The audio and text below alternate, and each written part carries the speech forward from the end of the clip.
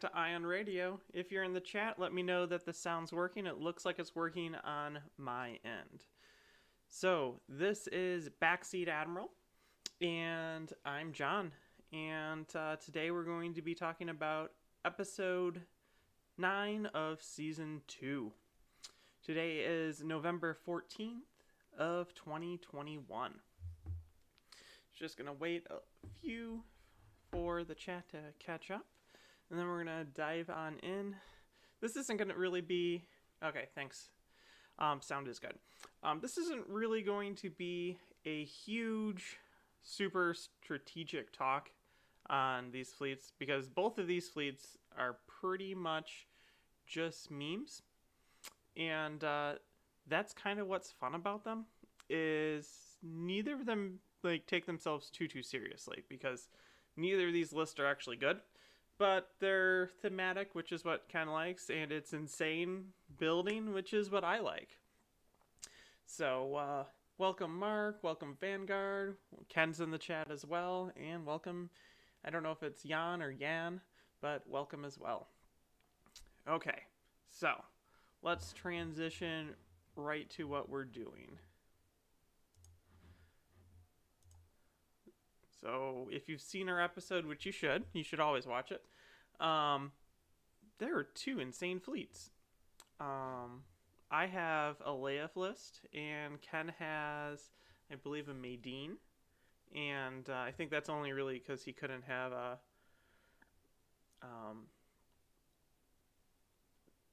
what's her name, from Rebels?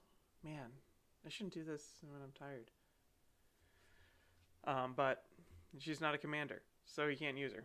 So let's go ahead and we'll just start breaking down the fleets. So as you can see here, I have as many Z95s as I can legally have while I bring the ace. So technically you could fit 19 Z95s into a list, but I have 18, so cool. The first ship is the Assault Frigate Mark II-B, and the reason I brought this is because it has Squadron 3, and it can at least maneuver and not instantly die like a lot of the other ships. This whole fleet is just to maximize how many squadrons I can activate, because my goal for this fleet was to activate all 18 squadrons at once. So just because I brought 18 squadrons doesn't mean I get to use them usually. So what I decided to do is I want to use all of them at least once for the turn. So I had to plan the entire build around that. So I started with that 18 fighters, and then every single ship that I put in, I ended up having to specifically plan that ship to be able to hit that magical number. So right now we're at 3. My commander is Leia. And what Leia allows you to do is she allows you to, when you use a dial, you can use it also as a token if you don't use any other commands. But let's just be honest. This fleet is only going to be using squadrons because I have so many squadrons. And so that works. So right now we're up to then 4 squadrons with this. So 3 plus the Leia token, 4. I had a few points to just fill out just into different things, so I decided to go ahead and do that. So I have Caitlin and Sholin because it loves re-rolling red dice, and red dice don't like me, and I don't like red dice, so there's a re-roll. This is not a legal list because it has gunnery teams. I don't think I had gunnery teams because I couldn't have gunnery teams. It's always fun when you just find errors as you go around. Give me 1 second. Let me double check what my list was, because I think I had Kaylin and Sholin and not gunnery teams.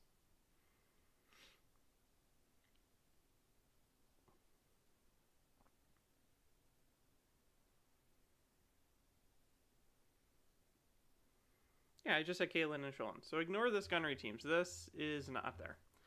Then I have Expanded Hangar Bay, which increases my squadron capability by 1. So now we're up to 5. We're at 5 squadrons with 1 ship. We have electronic countermeasures to help keep me alive, and then Link Turbo Laser Towers. So just because this is a meme fleet and I know I'm playing Ken, I still design it for what if I decided to ever bring this out into the open. And that's why I bring the upgrades that I bring. And that's why Gallant Haven's here, is because my squadrons are all 3-point squadrons, or 3 health squadrons, being Z95s. So if I keep them really close to this and just like swarm them around, I can help keep them alive with Gallant Haven reducing the damage to 1, minimum 1. So if I can keep them alive a little bit longer than they may hit, that's really the theory on that. So we're up to 5 currently activations. So then we're going to jump over to the next one. We have a modified Pelta command ship, which we're bringing because it has squadron value 3. So now we're at 8. And then we increase it for Leia, which is 9. Then Ramus Antilles says, when you reveal a command, you may gain 1 matching command token without spending the command dial. Perfect. So, because Leia says that it's as if you spent a token, you can still take a token and have a token. So, I take that token, I put it on my ship, then I use Leia with the dial, and Leia acts as if I used a token. Then we have all fighters follow me. Now that token that I generate each turn, I can just spend. So, in essence, I'm getting the effect of 2 tokens with Antilles with Leia, so that I can power all fighters follow me every single turn and still get the Leia effect to trigger an additional fighter. And then expanded hangar base, which brings this ship up to 5 and us up to a grand total so far of 10 activations. Then we have 2 GR-75 medium transports. They start at 2, so 4 between the 2 of them. So now we're up to 14. And then Leia gives them each an additional 1, so now we're up to 16. And the only upgrade they have on them is, because this is the only thing they need to do, is expanded hangar bay. I don't have to worry about bringing any fleet support for these ships, because they're just here to activate squadrons. Even if I had token passing ability to pass it to my other ships, I can't use them because I'm Leia. So I don't need it. And now we're up to the grand total of 18 squadron activations. My ships are all pretty fragile, pretty weak. I mean, technically the assault frigate can whip out some damage, especially with Kalen Sholin, but it's not like it's going to be able to face down an ISD or anything big like that. It just does not have the firepower. I'm decent at killing small ships, but it's not about killing ships. It's about just activating squadrons. So let's get over to the squadrons. As I've already talked about, I have the Lieutenant Blount, and my joke is he should be given a higher rank than just Lieutenant because of how many squadrons he's going to be helping. His special ability is, while another squadron with Swarm at distance 1 is attacking a squadron, it may re-roll 1 die, in addition to any dice re-rolled from Swarm. So it's technically not Swarm, it's a pseudo-Swarm, which is what is important for him. That's why I can re-roll then re-roll, because it's not Swarm. It's, if you have Swarm, you get to re-roll a dice. So he costs 14 points, which is twice the amount of a normal Z95. So you could either bring 19 Z95s, which I don't think you can command now that I've gone through the thought experiment, or can't legally command nowadays. Like, you used to be able to do it if you could bring another flotilla. You can't do that. And then we have 17 Z95 Headhunter squads. Pretty awesome. And my fleet comes to, give me a second, I had it written down, 389. I have an 11-point bid. And the reason why I have an 11-point bid is because I really want to go first to try to get that Alpha Strike Offs. Because if I can start activating my squadrons and they're not pinned in my area, just immediately dying. And I didn't want Ken to just throw an A-Wing in and just one-shot a fighter out and then not be able to activate all 18, because that would be really frustrating not to have been able to pull that off. An 11-point bid is pretty competitive. I've noticed that most bids in games recently, like outside of our channel, are in the 5-ish points range, and then you jump up to about 10-ish if you want to go first. We're not seeing any more the days of the old 20, 25 point bids. I think the biggest bid I ever did was 22 or 24 points. And that's when I was playing a Radis build that wanted to drop in on Star Destroyer, Super Star Destroyers, and 2-ship.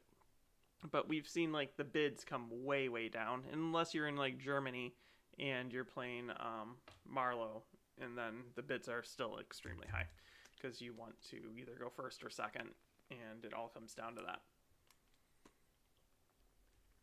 Because if you play an objective and it's not one of his objectives, he doesn't do anything. So that's really it for building. There's really not a lot of extra moving parts. All the moving parts are there intentionally, and they're all just there to feed into, I want to be able to move all of my squadrons for one turn. The fighters follow me is a nice little mechanic that you have in there that you can have, so then these speed 3 squadrons can move speed 4, which helps out a lot because honestly, like when you see the picture, the speed, how many fighters I have, a speed 3 fighter might not be able to jump all the way over all the squadrons, which is crazy because it's such a huge swarm of Z95s. So I think let's just jump right into Ken's list. Ken based his list off of Star Wars Squadrons, the video game. So that's why he has the ships he has. He didn't really have, with these ships, enough points to add a bunch of upgrades to it. So he doesn't. I don't think he has a single upgrade. So it's not like I would change anything because this is intentionally what it was. He wanted to bring one of each of the generic aces, if you would, the unique aces. And then a couple extra fighters here and there just to fill in as if they're the AIs that are flying around. So in the game, your main flagship is a MC-75. So he brought an MC-75 armored cruiser with General Medine, which allows better navigation. Cool. Then also, if you've played the game, you know that your stage 2, if you would, zones are 2 Nebula frigates, and they're there to protect your main flagship. So he has 2 Nebula B escort frigates escorting his ships. What makes these ships really dangerous to me is the fact that they have double blue flak, and I have 3 health. So if I get stuck into a flak field with these, it just absolutely melts them. So I had to try to avoid that. And then you have a CR-90 Corvette B, which is kind of what every time if you're on an attack or defense, your little frigate comes in. So like the Imperial Raider comes in, and then for the Rebels, CR-90 comes in. So those are the ships. And they all actually have pretty decent flak, which I don't like. And then we jump into the squadrons. So he has Dagger Squadron, which is the unique B-Wing. Rogue Squadron, which is the unique X-Wing. Gold Squadron, which is like the best squadron ever. It is the unique Y-Wing. Then Green Squadron, which is the unique A-Wing Squadron. So those are the 4 squadrons that he wanted to form the fleet around, but that's not enough. And they don't synergize enough for that just to be it. So he needed to add a few extra squadrons. So he added 2 X-Wings to help keep him alive. Another Y-Wing. And then 2 A-Wings. And these A-Wings actually are really, really scary for me as a Z95 player, because I hit you probably with 1 or 0 damage, because that's how Z95s work even with rerolls for me. And then you hit me back with counter 2, and I only have 3 health. So I could lose them very quickly against 2 A-Wings. And then this guy has counter 2. So that's actually a very dangerous amount of counter for how many shots I have to take against it. And that's the fleet. It's a Star Wars squadron list. Ideally, if he had 100 more points, I'm sure he would deck out the ships with some upgrades. But sadly, he did not have that. He had, though, let me see if it's listed, 111 points worth of squadrons. And if you look at the ships, that really shows you how expensive ships are. And when I talk about where fleets land in activations, you can also see this between our two ships. I always talk about how Rebels will have between 4 and 6 activations when they're building fleets. And if you were to build these fleets more optimally, you'd probably drop one of the nebulas here for 2 transports, because honestly, the Rebels have absolutely no reason not to take both their flotilla transports. And then that would land him at 5 activations, while my fleet is at 4 activations. So the Rebels tend to be a little bit higher on the activation count than other factions normally. So the Imperial land between 3 and maybe 5, while the Rebels are 4 to maybe 6. The CIS and the Republic both land around that 3 to 5, like the Imperial as well. So one of the advantages for the Rebels is it's easier for them to get to higher activation counts. We both had the same, which made it easy. So Ken gave me these objectives to choose from: Blockade Run, Capture the VIP, and Salvage Run. And I think most of these was just because he could set it up then, like he would in Squadrons, because Salvage Run kind of looks like that middle thing that you usually have to fly through to get to the other ships. Capture the VIP, just pick it up, it's easy. And Blockade Run. When I saw Blockade Run, I'm like, yes. I didn't even see what the other 2 are. I'm like, this is what we're playing, because it means that we can engage quickly, which is good for me because I need to get my fighters off quickly. And it's just a fun mission. I would recommend almost anytime you just want to sit down and have a fun battle with not really worrying about the objective that much, play a Blockade Run. Because it's great. The one player sets everything up so you don't have to worry about it. You narrow the board down because you normally only play on a 3x3 anyway, but now you're only playing on a basically 3x3 wide board. And then you can start like way up close to each other. Perfect. It is absolutely perfect for this game. So that's why I chose that. To talk about what I had, just in case Ken somehow outbid me, I had Most Wanted because it's funny.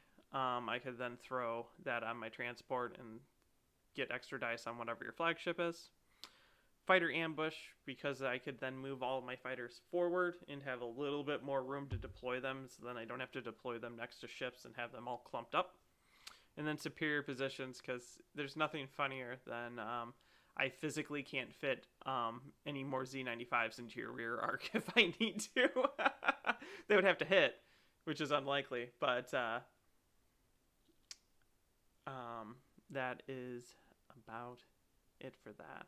So if you have any questions, I'm going to take a break. I'm going to check into chat for a little bit and go through questions if you guys have them in there, and go from there. And then we'll jump into how the game actually played out. Here we go. Okay. Yeah, Jan says the fleets are nice, but they're not good. No, these fleets are not good. They are nowhere even near remotely casual. Like, these are just bad fleets. They're fun to play with. Ken and I both really enjoyed playing these games, and it's because it was just absolutely absurd. I think someone wrote it down. 100 red dice for my anti-squadron with my fighters, which is insane. That's a lot of red dice. And, I was just, having fun over my head, rolling. A lot of the squadrons came up as double misses. So I think the one A-Wing, I attacked it 3 times for all misses. And then my 4th attack was like, oh, here's the doubles. Now you're dead. I just straight kill you out, which is funny. It's just absurd. And sometimes that's good. And so, to be fair, I've owned only 3 or 4 sets of the Rebel 2 since they came out. So, I pre-ordered 4 of them. So over the course of the years that it's been out, I've been very slowly picking them up. And so 2 of the local stores that I go to, one's Games Plus, and then the other one was Fair Games. They both actually had multiple ones in stock. So every time I went back, if they had more than 2 in stock, I would buy another one to build up to this fleet. So I wasn't like completely out buying the stock so that people could get it. Because I don't technically need that many. I just have that many. So I think it is the only fighter that I can't field a full fleet of. Yeah, that's pretty fair to say. It's the absolute only fighter I can't field. I lie. Because the stupid Hawks, no one's going to run a Hawk only list. But there's a couple of the most wanted packs that I can't as well. Okay, let's keep moving on. Ken. Would you consider uploading the audio for these live streams to BeanPod or Stitcher? Would be much easier for me to listen to that way. I've not considered that, and I wouldn't be against it. I would have to, though, figure out how to do that. So the answer is a strong maybe, and I probably have to change my setup a little bit of how I talk. But that is a strong possibility of doing that. Okay, next question. Favorite Thrawn build? In Season 1, I play a Thrawn build, and it's a ship-only build. And it's super, super strong. And I really, really enjoyed that list. The favorite Thrawn build that I designed and I made, though, was for... it was super anti-squadron. And I don't think I can actually replicate it anymore due to the fact of what the current rules are on cards and changes that have been made. But the concept of it was, this was like when 2-Ship was just coming out and Arikan aces were everywhere. It was an anti-squadron build. I might have been one of the first people to really bring ordnance pods to a major tournament. But the concept was, and maybe not, I would have to check. I had a Star Destroyer. I forget what type. Might have been a 1, it might have been a Kuat. Don't quote me. And it had Ruthless Strategist on it. And I had just a swarm of TIE bombers. I had Dengar, and I want to say Mithril, and maybe Saber. Just because Saber's so good at like dealing with like nonsense like Sharabe. And a shuttle, because shuttles had just come out and they still had infinite range. And he was good at doing that. And then I had a Gladiator outfitted like no one had ever seen it before. It was outfitted to be what I describe as a flak wagon. So what a flak wagon is, honestly, I should make it someday. Maybe I'll make it someday. What a flak wagon does is it has, it's a Gladiator 2, so it gets 2 blue dice for anti-squadron. And then it also had Ruthless Strategist, and then it had Demo on it, which you're like, are you flacking for Demo? I'm like, well, when someone brings all their firepower into squadrons, that's really good. So what I would do is I would fly it straight at the opponent's squadrons. I'd flak everything out the front and Ruthless it into my TIE bombers, and then I would move it and I would crank it to the side, and then I would flak out the side and Ruthless into them again. So then it would be like 2 blues, trigger Ruthless, 2 blues, trigger Ruthless. And then if you're still alive, Mithril comes in and boof, splashes 1 damage everywhere. And because you could then move him with Dengar, I would end the turn by splashing you. Then I would activate with Thrawn my flak wagon, flak, auto damage, flak, auto damage, and Mithril's twice. So Mithril's 2 automatic damage plus Ruthless is 2 more, so every squadron would have 4 damage on it automatically. That was inside that weird bubble. It was brutal. It was really efficient. One time I wiped out a Rican ace list on the first activation of turn 2. Completely gone. We called it there and then re-racked because I really used fighter ambush. I let him put all of his fighters near me, thinking that he was going to be able to activate into me. That did not work. But when I went to the tournament, I faced a total of 2 squadrons in 4 games. So all of that anti-squadron firepower didn't matter. And then my ships weren't outfitted to kill ships, which was frustrating. So I didn't kill ships because I needed bomber command. My TIE bombers were awful. Absolutely awful. But that would probably be one of my favorite Thrawn lists that I've built myself. Let's see. That's Ken.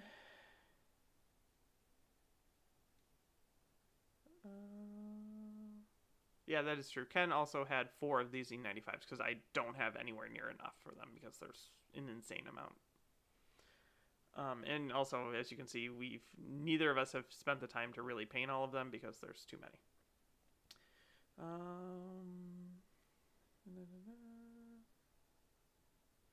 So, question for Ken. I'll just read it because it's fun.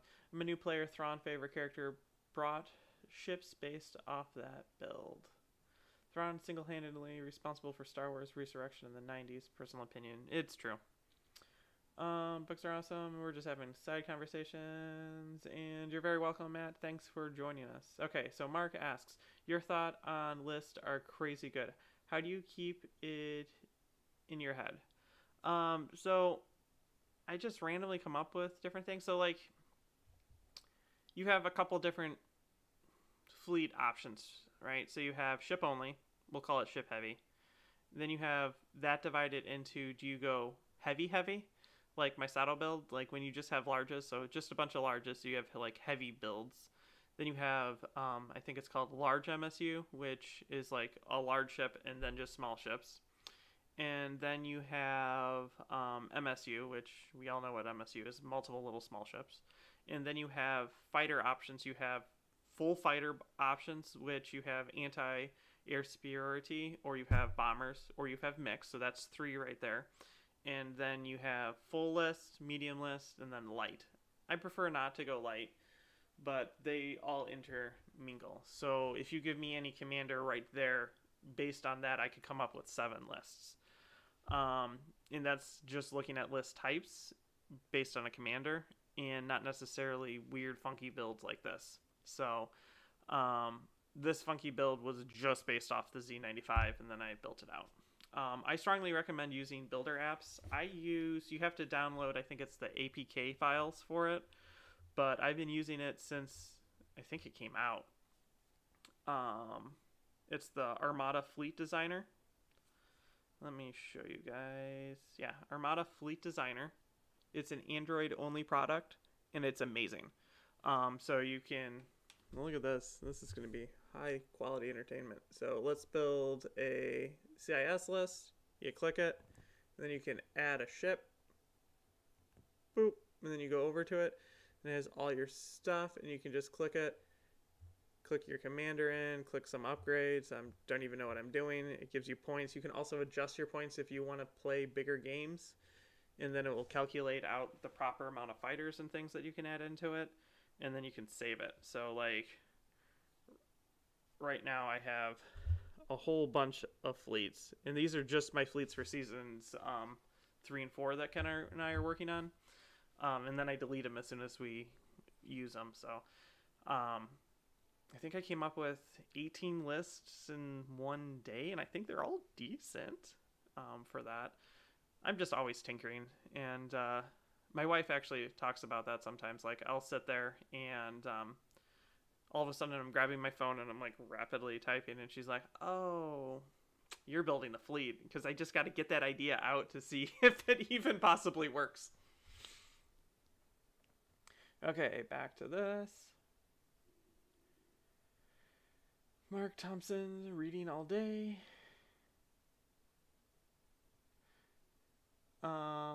Yeah, Kingston Fleet Builder is also really good.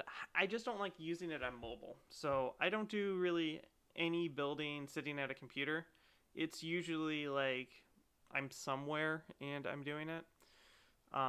Like if things for some crazy reason are actually slow at like work, or if I'm out somewhere and it's just got a minute, I'll sit down and I'll build a fleet. Or it's that time that you're supposed to be sleeping and all you got is Star Wars on your mind, and then the next thing you know, you're like, oh, where's my phone? Build a list real fast and then move on from there. But yes, I think Ken uses Kingston Fleet Builder.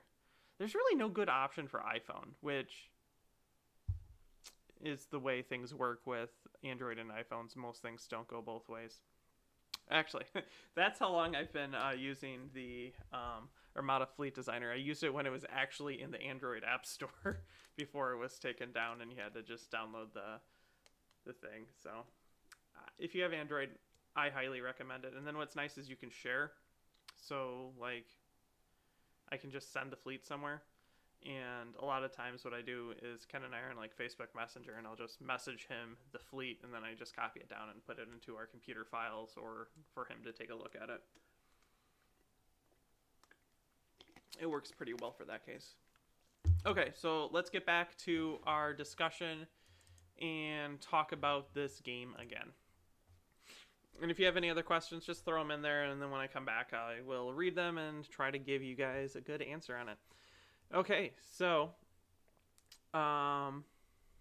this is the fleet setup.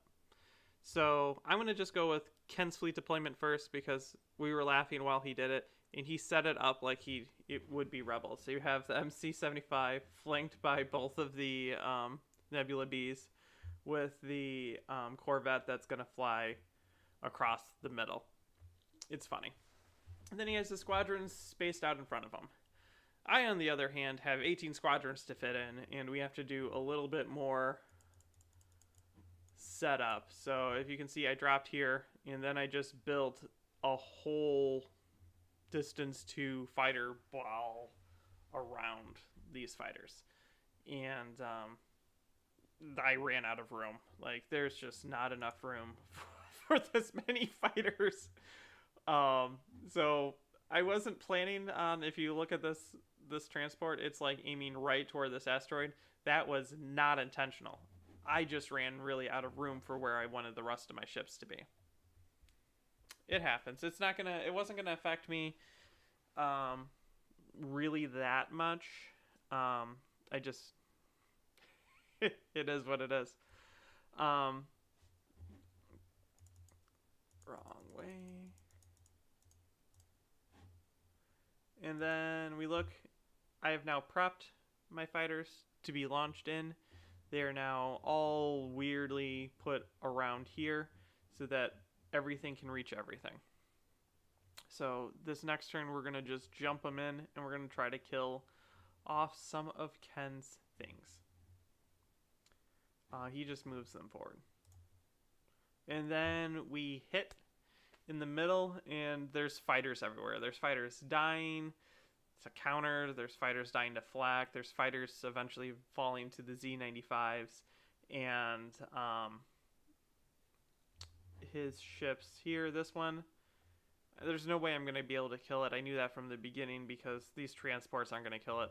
This will kill at least one of the transports. The Pelta actually did a lot more work than I thought. And that's because the angle that these ships are coming in, they're getting double arced by a Pelta.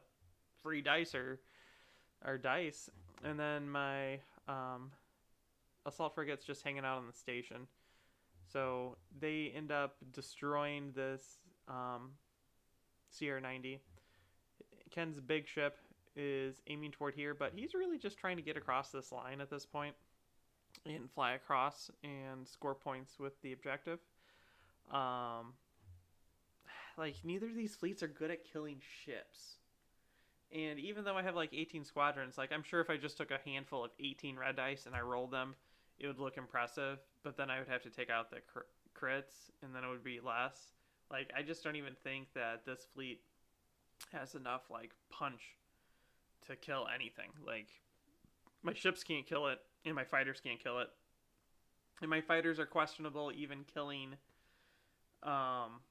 squadrons. Like, Ken doesn't have any token aces, and I still struggled to kill off all of his squadrons with my fighters. So it's super good. And then you look at this last turn. The CR-90 died.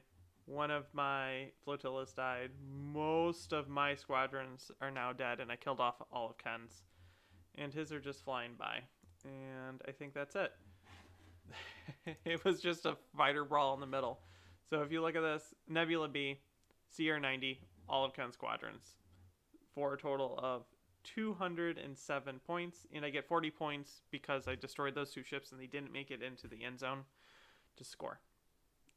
Ken killed 9 of my Z95s, and he killed a medium transport, giving him 86, 40 because he got both of his ships into the end zone for 126 versus 247, MOB of 121, so it's a 4-7. So it is a game. Now I'm going to pull up the Z95 list, and you can see how injured most of them were. So I had only 1, 2, 3 Z95s that were at full health. 4 of them were on 1 hull damage, and then 1 of them was on 1. So most of my fighters were like right there. And also Blount had 1 more health left too. So Ken almost killed off all of my squadrons, and he wasn't even using aces. It's just rough.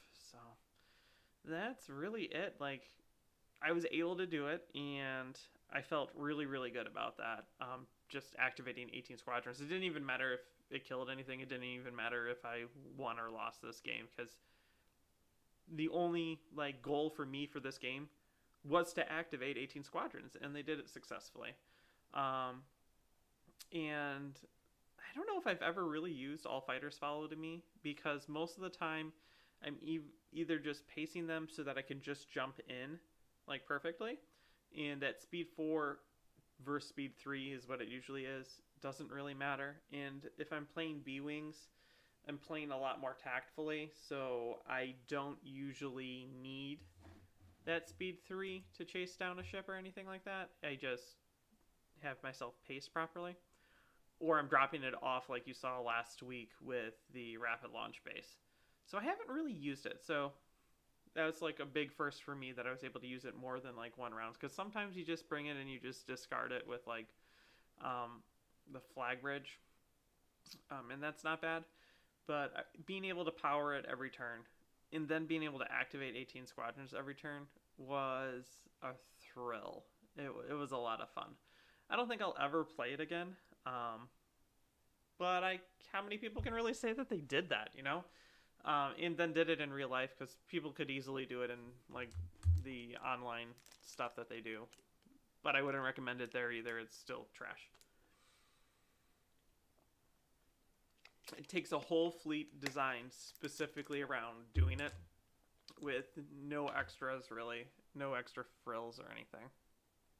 So that's really it for talking about that game. There's not a whole lot to talk about with this game, because Ken did a meme and I did a meme, competitively speaking, or building.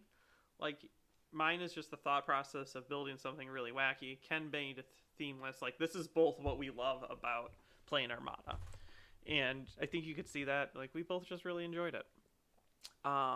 So go ahead and ask any questions if you have them right now. I'm going to go back to the chat and talk about that, and then I might be giving you guys some spoilers for episode 10 and what we're doing with that.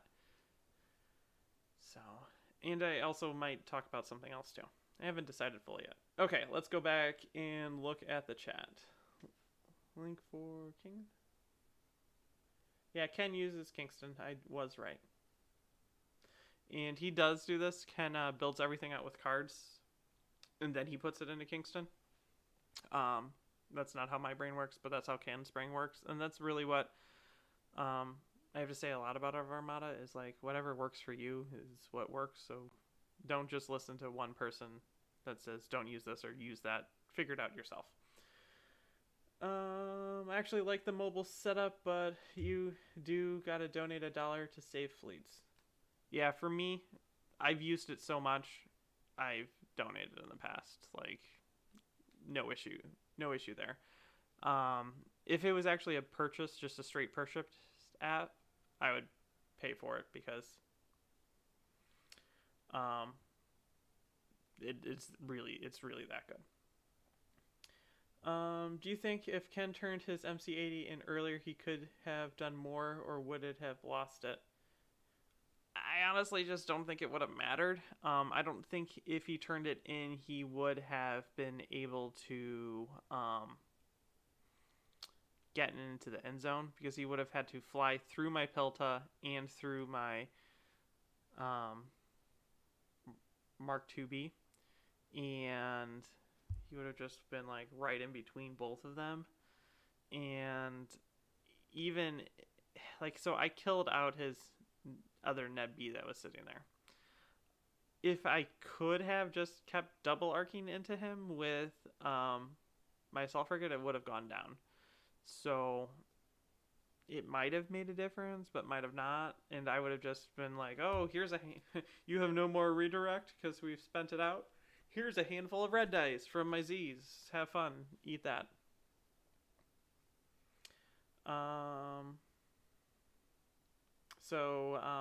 Matt asks, any tips or tricks for building and flying an MSU list? So I'll be honest, MSU lists are my absolute worst fleets.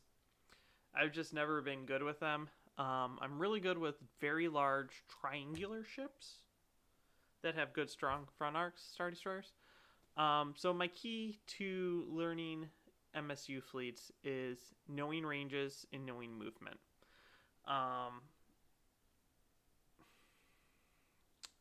So to build it, I like building ships that are all the same, so that I don't have to use the extra brain power for remembering what ship is which. So I would recommend that. So just keeping it simple as you're being complicated.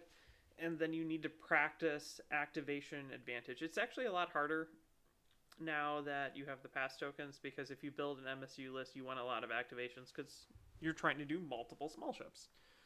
And the more small ships you have down, the more chances that your opponent is going to have pass tokens to really mess with you.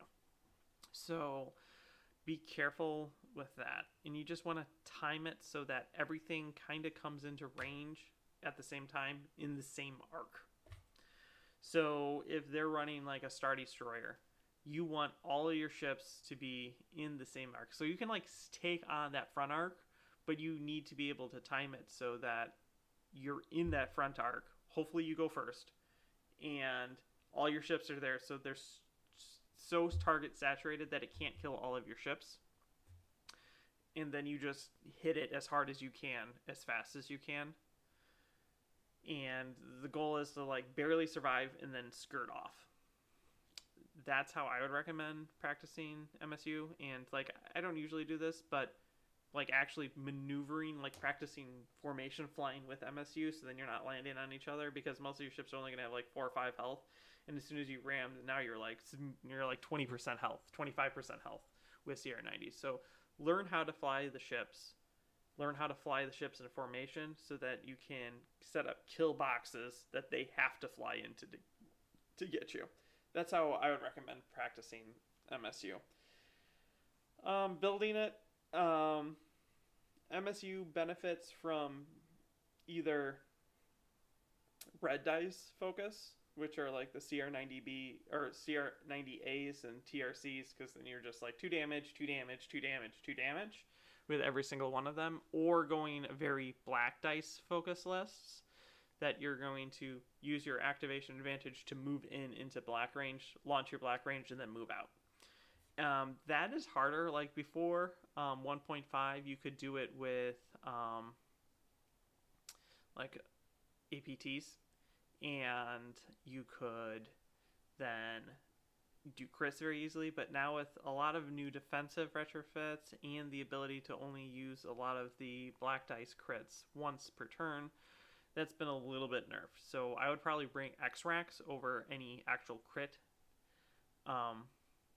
things, just for pure dice then. So if your ship does get into close range, you dump 2 extra dice and then you ditch. That's how I would go about flying it in list building.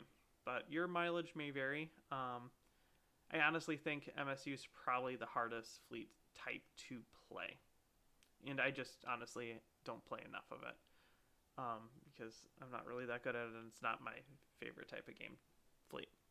Okay, is Imperial still your favorite faction? I'm guessing that's for me, and I would say yes, and that's mainly because I really like their squadrons, and I've played a lot of their squadrons.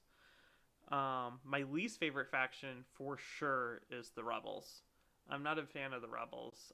CIS and GAR are both kind of at the same point. I enjoy flying both of them. I think the Imperial just outdo it a little bit because I like their squadrons better. I think the Imperial Swarm counter nonsense is a lot better than the CIS Swarm nonsense right now. But I do love the Y-Wing spam that I do. As you can tell, this is all fighter builds with Plo Koon with the Republic. Those are the ones that I really, really enjoy. I'm always tabled when I try them, but they seem to run well against me. I know, that's what's so frustrating. Like, I have the same issue, like, facing against MSU lists. But to be fair, like, the person that's always wins with MSU against me are, like, John and Eric from Can't Get Your Ship Out. And Jack. Jack runs a lot of MSU, and he always wins with MSU against me, too. So, like, I'm playing against some of the best when I used to play actual people. Like, I don't get out much anymore. But, like, both of them are extremely good with MSU. John very much so, and Eric, he won with Ozzel before he got upgraded to his current state, like back old Ozzel, old bad Ozzel. Eric won Adepticon before it became Worlds the year before with Ozzel Imperial MSU, which is like, how do you even do that? Like, that's insane. It's just absolutely insane to do that. The world wasn't an MSU world. MSU was bad, and then he brought it and annihilated the competition with it. So props to him for that. But it's frustrating when you're like, MSU annihilates you, and then you try MSU and you're like, get vaporized, and you're like, what am I doing wrong here? Okay, so I'm up to date with chat right now, so I'm going to talk about upcoming things. And then probably in the episode after that, after checking back with chat one more time. So this week we have episode 10, which is our season 2 finale. And Ken and I have decided that we're going to continue the trend of doing big games for end of seasons. So the 1200 point game, while fun, our Battle of Coruscant, if you haven't seen it, highly recommend going check that out because it is a massive battle. It is a little bit much. It actually, with it being 1200 points, you would think it would take around the time that it would take to film 3 games. It actually takes longer than it takes to film 3 games, and it's more mentally exhausting than filming just 3 games, like straight, which is insane. And it also takes longer to edit than editing 3 games. So everything about 1200 points is just too much. So we have resorted to using a format that some of you, let me just throw this in here. MSU is multiple small units. So if you have like an army, like a swarm type army, that's what MSU is.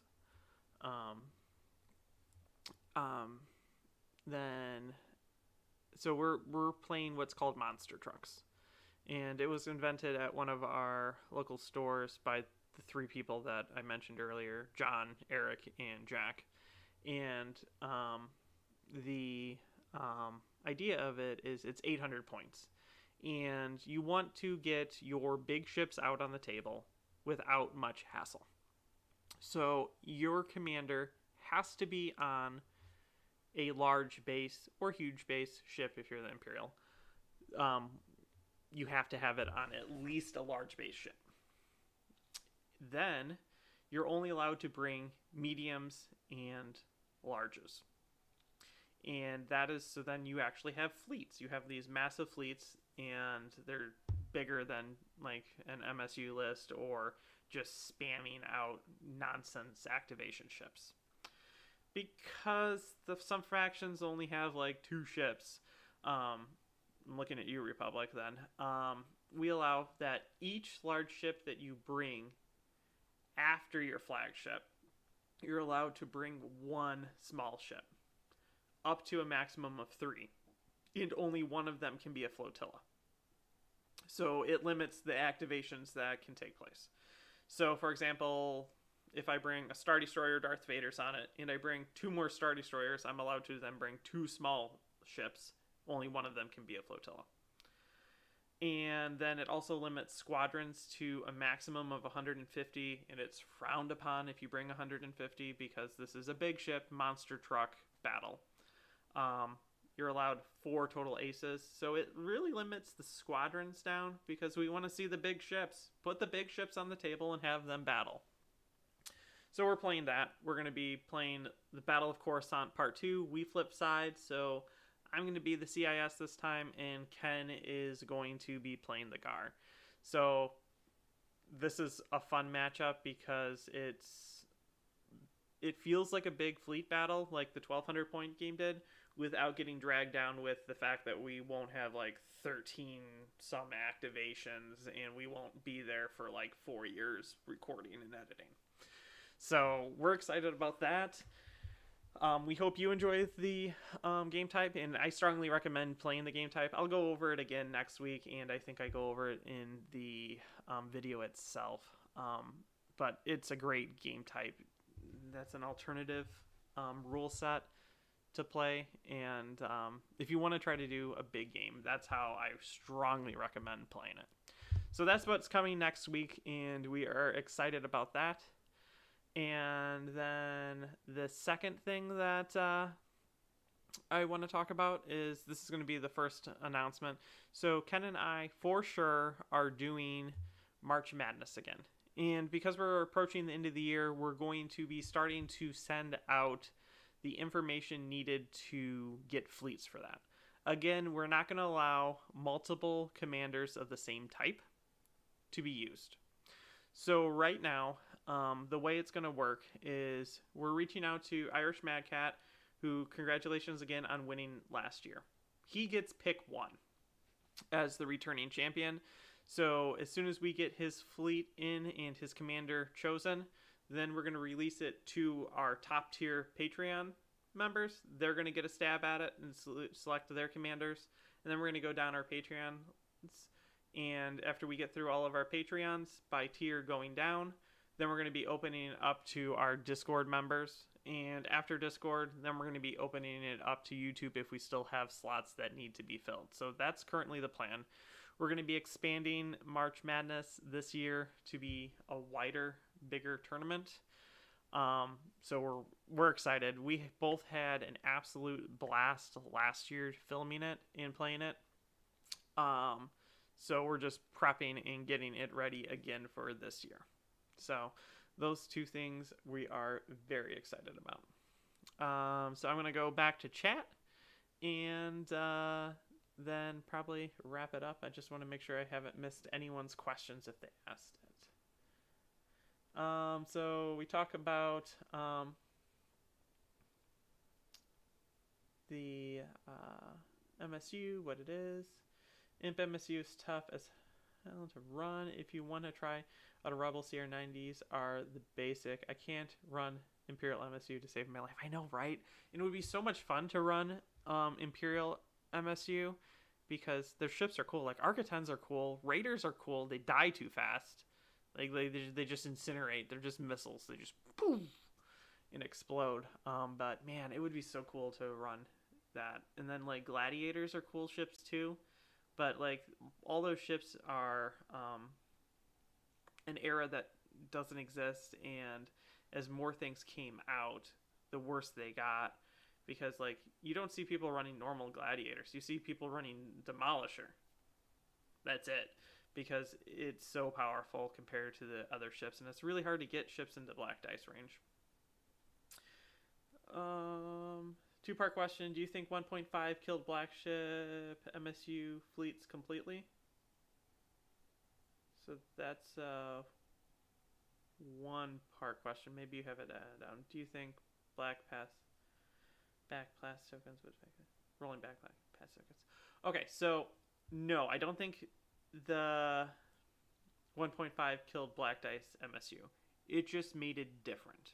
The problem was that of the MSU, black dice MSU was the most powerful because of the aforementioned thing like demo and then Hammerhead Corvettes and MC30s.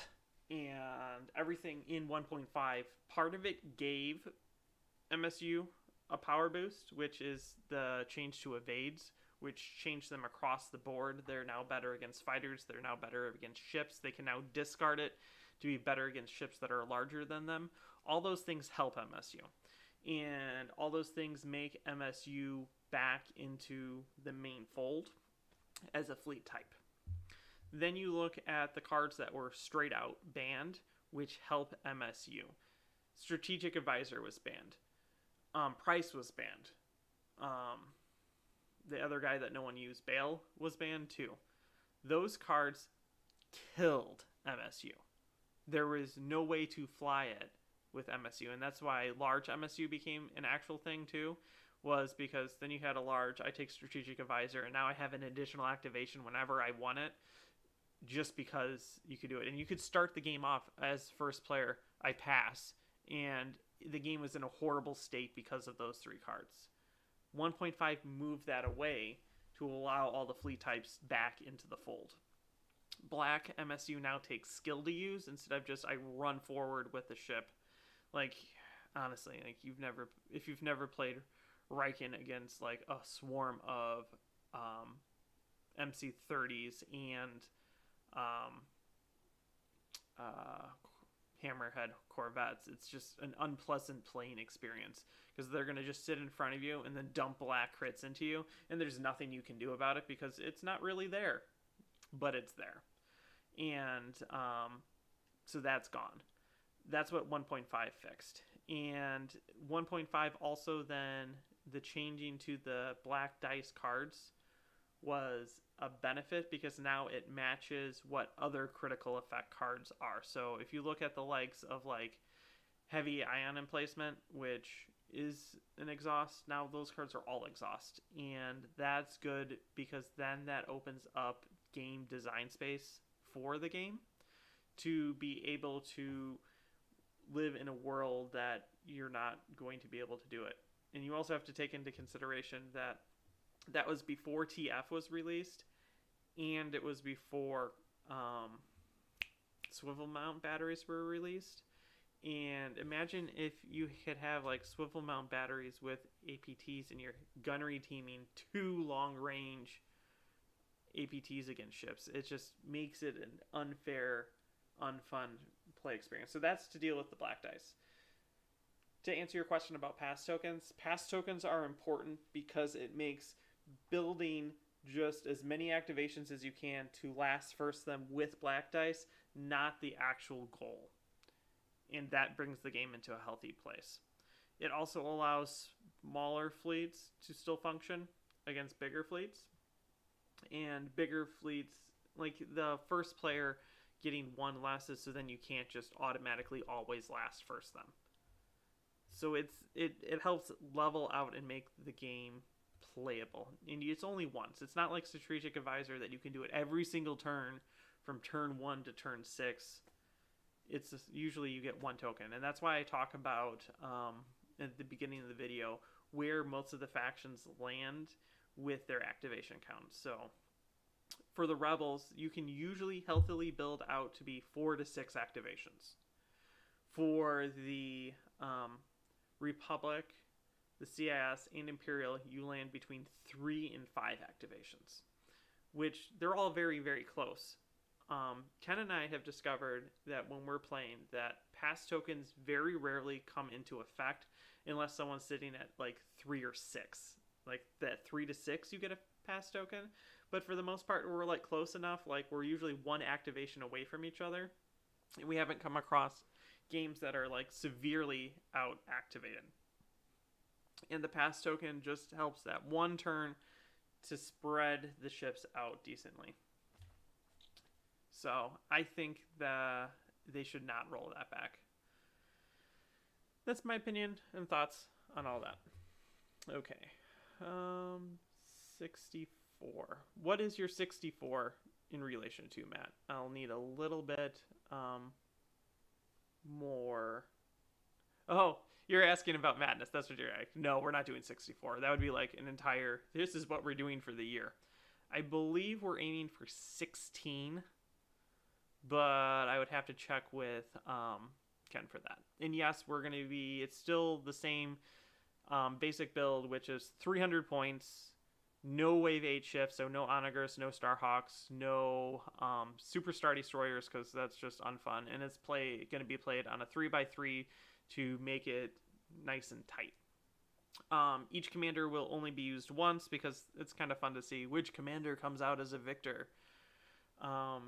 So those are our things, but we'll release more in-depth rules soon. That is gonna be it, I think. So thank you very much for tuning in and listening to me talk about some insane builds. I look forward to talking to you guys next week about the big battle and see what you think about monster trucks, and we can have a discussion about alternate like fleet building and plane rules, and if you guys have tried something like a monster truck game, and if you haven't, you should, because it's just fun to get as many big ships out as possible. So also big shout out to our Patreon members. We're continually adding season by season upgrades to the way we do things so that we can present a better gaming experience to you guys. So thank you very much. If you haven't already, subscribe, like the video. Apparently YouTube algorithm has been acting really weird, so if you do watch our video, give us a thumbs up, because it rates us higher in the algorithm then, and it really helps us out. So I think I'm going to wrap it up here, and I will look into seeing how to do a podcast. No guarantee that I'll be able to do it in the next couple of weeks, but it's something I will actively look into for you guys if you really want to listen to this on other methods. You lose out on all the pictures, so I would have to learn how to talk more about what I'm doing instead of just pointing with a mouse. Okay, so until next time, I'm John. This is Backseat Admiral, and I on radio.